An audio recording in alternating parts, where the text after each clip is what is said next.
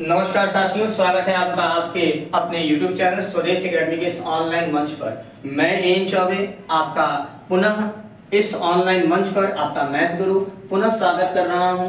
कुछ दिन बीत गए हैं, अंतराल हो गई मानते हैं, कुछ फंक्शन से कुछ काम थे, कुछ जरूरी चीजें थी उसमें लिप्त थे, लेकिन आज से फिर से रेगुलर हो गए हैं। और आप सब जान चुके हैं कि रेलवे ग्रुप डी का आज से फॉर्म भरना शुरू होगा, जो कि 32,000 वैकेंसी है, 32,000 प्लस वैकेंसी है। तो रेलवे ग्रुप डी के लिए, एसएससी जीडी के लिए और आने वाले आरआरबी एनटीपीसी, इन तीनों के लिए कॉमन चैप्टर है मेंसुरेशन हम लोग पढ़ रहे थे, जिसमें हम लोग क्षेत्रफल के कार्यक्रम को पढ़ चुके हैं। आज से शुरू करने जा रहे हैं आयतन के कार्यक्रम को, और बहुत जल्द आपको रेगुलर रूप से प्रैक्टिस सेशन में मिलेगा। भले ही 10 ही 15 क्वेश्चन क्यों ना मिले, लेकिन वो रेगुलरली मिलेगा। तो बिल्कुल टारगेट कर लेना है कि 2025 में मुझे सिलेक्शन ले लेना है। इसके लिए स्वदेश एकेडमी पूरी टीम के साथ आपके साथ मेहनत कर रही है। आप भी अपने स्तर से मेहनत करना शुरू कर दें, निस्संदेह सिलेक्शन होगा। तो आइए चलते हैं मेंसुरेशन में। आज पढ़ते हैं क्यूबॉइड यानी घनाभ के बारे में। तो आप जानते हैं कि 6 आयताकार फलकों से बनी हुई त्रिआयामी आकृति को आप घनाभ कहते हैं, यानी 3 dimensional structure which have 6 faces. ठीक है, और ऑल फेसेस आर रेक्टेंगुलर। 6 आयताकार खंड कौन कौन से होंगे? तो आपको दिख रहा होगा ABCD, यानी सॉरी ABC, यहाँ पर DH, हाँ ठीक है। तो ABCG है यहाँ पर, ठीक है, एक आयताकार खंड हुआ ABCG। दूसरा आपका हो जाएगा इसी के जस्ट ऑपोजिट, तो भाई FHDE। तीसरा आपका हो जाएगा तो AGEF, इसी के ऑपोजिट हो जाएगा BCDH, यानी आपके 4 हो गए। पांचवा कौन सा हो जाएगा? तो EGCD, ये वाला। और छठा कौन हो जाएगा? तो ABHF। ये 6 आयताकार खंड होंगे, यानी हम कह सकते हैं कि घनाभ में 6 फेस होंगे, यानी 6 चेहरे होंगे।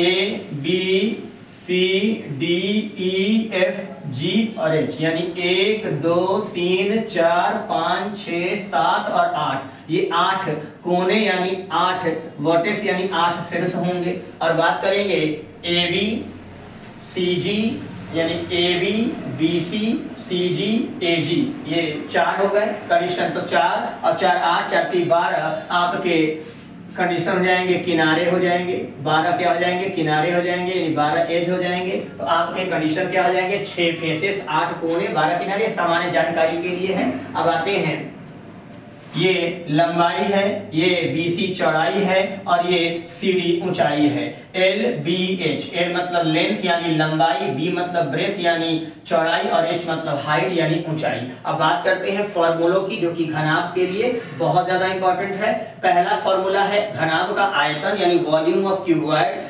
लंबाई गुणे चौड़ाई गुणे ऊंचाई। आयतन का क्या फॉर्मूला होगा? लंबाई गुणे चौड़ाई गुणे ऊंचाई। अब याद कैसे रहेगा? तो आयत का क्षेत्रफल होता था लंबाई गुणे चौड़ाई, अब ये 3 आयामी है तो एक और आ गया, तो लंबाई गुणे चौड़ाई गुणे ऊंचाई से आपका वॉल्यूम फाइंड आउट हो जाएगा। Volume equal to L into B into H। इसका यूनिट घन सेमी या घन मीटर होगा, अर्थात क्यूबिक सेंटीमीटर या क्यूबिक मीटर होगा, यानी ये घन इकाई होगा। ठीक है, तो विकर्ण की बात करते हैं। डायगोनल अंडर रूट, विकर्ण का मतलब है diagonal under root L² plus B² plus H²। याद कैसे रहेगा? तो जनाब आपने देखा होगा कि आयत के विकर्ण में under root L² plus B² की बातें थी, तो अब H भी आ गया। तो घनाभ का विकर्ण under root L² plus B² plus H²। घनाभ का विकर्ण under root L² plus B² plus H²। Man clear हो गया जनाब? ये सेंटीमीटर या मीटर में होगा।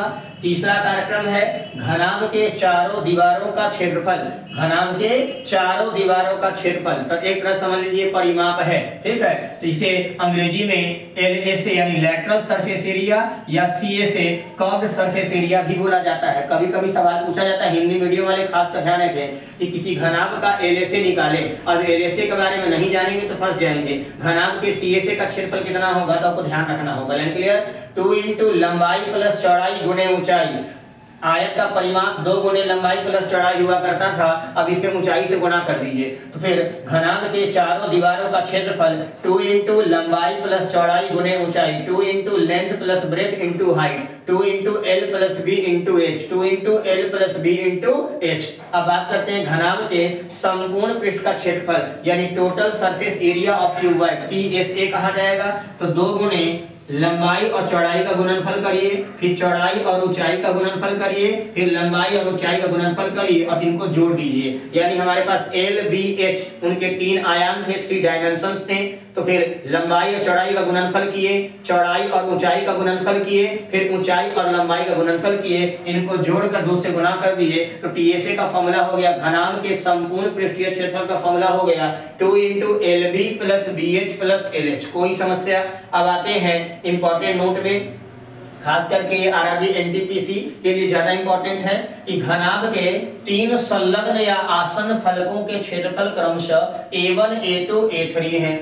आसन या संलग्न का मतलब होता है एडजेसेंट आपको साइड्स, ठीक है। तो अगर हम बात करेंगे ये LB होगा, ये BH होगा और ये LH होगा। Line clear? 3 लगातार, 3 आसन, 3 क्रमागत, 3 संलग्न फलकों के क्षेत्रफल दिए जाएंगे A1, A2, A3 और आपसे सीधा सीधा सवाल पूछा जाएगा घनाभ का आयतन क्या होगा। तो आप कहेंगे वॉल्यूम के लिए अंडर रूट जो 3 फलक जो कि आसन है, संलग्न है, लगातार है, क्रमागत है, तो A1 गुने A2 गुने A3 उनका जो एरिया दिया जाएगा उसको अंडर रूट में रख दीजिए A1 गुने A2 गुने A3। इससे बाहर निकलिए सॉल्व करके, तो जो आएगा वो आयतन होगा। Line clear? बातें समझ में आ गई? तो ये है घनाभ के लिए इंपॉर्टेंट फॉर्मूला। इससे ज्यादा फॉर्मूला को घनाभ में यूज नहीं होगा, विशेषकर आपको नॉर्मल एग्जामिनेशंस में थोड़े क्रिटिकल आएंगे जो कि हम लोग प्रैक्टिस सेशन के दौरान चीजों को समझेंगे। तो अब मिलते हैं प्रैक्टिस सेशन में जो कि अगले वीडियो में आपको मिलेगी। Thank you, all the best, take care, खुश रहिए।